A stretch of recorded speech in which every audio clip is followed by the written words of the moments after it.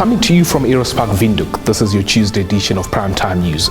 A warm welcome and many thanks for joining us. I'm Michael Madimba. We begin tonight's bulletin in the Ministry of Health and Social Services, where Executive Director Ben Nangombe has confirmed the possible outbreak of H1N1 swine flu in the country. Speaking to this agency earlier today, Nangombe said the ministry is currently conducting preliminary investigations on the possible provisional cases of swine flu. However, it does not have full details, and the public will be informed accordingly on Wednesday. Nangombe, in the meantime, advised the public to take necessary precautions while the ministry finalizes the investigations. Swine influenza is a highly contagious respiratory disease characterized by anorexia, depression, fever, sneezing, coughing, mucous nasal discharge, as well as lethargy. Moving on. In a welcome relief for Namibian motorists who have borne the brunt of continuous fuel increases, the Ministry of Mines and Energy announced the price of petrol would decrease by $1 per litre, effective the 5th of October 2022, while the price of diesel will remain unchanged.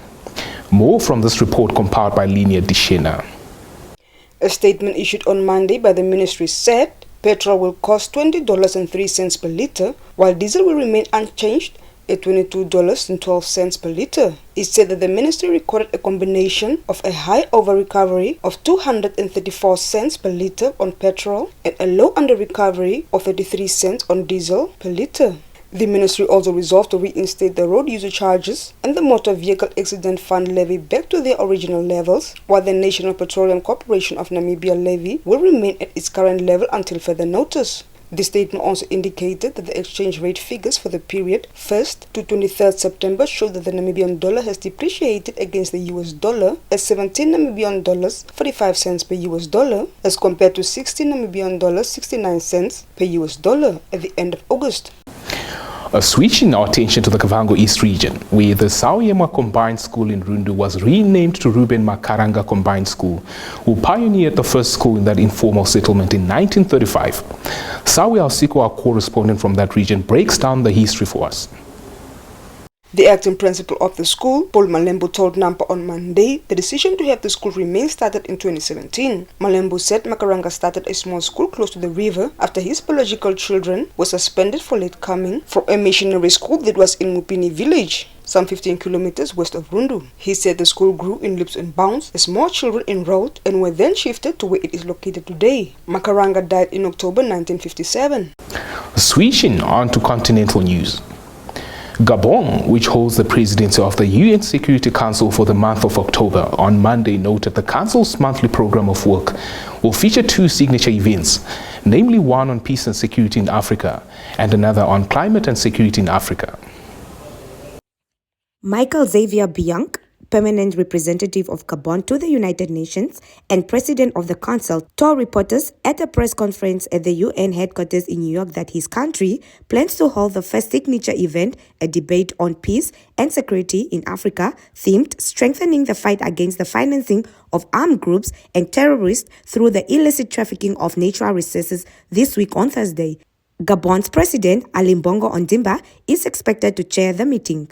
The second signature event, according to Bianc, is a debate on climate and security in Africa. The Council is also scheduled to hold its annual debate on cooperation between the UN and the regional and sub-regional organization focusing on the African Union. For Nampa TV, Linia Dishena. When we return, Arches and Jupa governor meets strike and cheetah cement workers.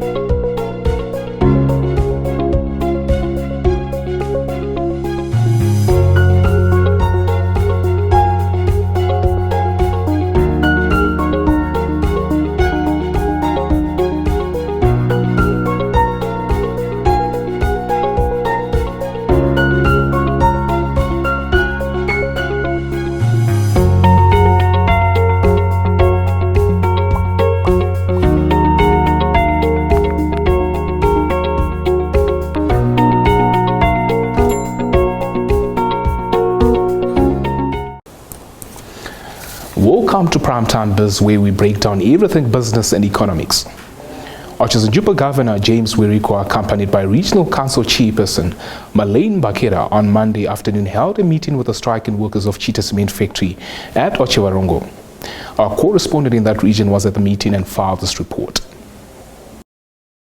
Wirikwa told the workers who have been on strike since July this year that their strike has taken so long, therefore urgent action is needed to end it. Nearly 200 workers of Chita Cement have been on strike since their wage negotiations reached a deadlock in July, which forced the Office of the Labour Commissioner to rule in favour of industrial action. Wirikwa said in 2 to 3 weeks, they will organise a big meeting that will work towards ending the strike and consequently get the employees back at work. The governor stated that the meeting will include Chita Cement Board Chairperson Zadekias Gawasab, labour inspectors and arbitrators, as well as representatives from the Mine Workers Union of Namibia. He said the labour unrest at the factory will only come to an end if the labour laws of the country are respected by both parties. For Nampa TV, Linnea Dishena. United Nations Secretary General Antonio Guterres on Monday called for efforts to provide affordable housing to all. More from this report. The top UN official, in his message for the World Habitat Day, which falls on the 3rd of October this year, said they need more urgent action and greater investment to provide affordable housing to all, alongside access to electricity, water, sanitation, transport and other basic services. Guterres said that a cascade of challenges, from climate chaos and conflicts to COVID-19, is hitting the most vulnerable populations the hardest, and rapid and unplanned urbanization is exacerbating many of these challenges. He said that over 1 billion people live in overcrowded settlements with inadequate housing and that the number is rising every day. World Habitat Day is marked on the first Monday of October each year and is organized by the United Nations to reflect on the state of towns and cities and on the basic right of all to adequate shelter. The day was first celebrated in 1986 in Nairobi, Kenya. This year's theme, Mind the Gap, Leave No One and No Place Behind, puts the spotlight on the widening inequalities in living conditions across the world. That's all the top news we had for you this evening. Stay tuned for the business and economics roundup, followed by what the weather has in store for us across the country.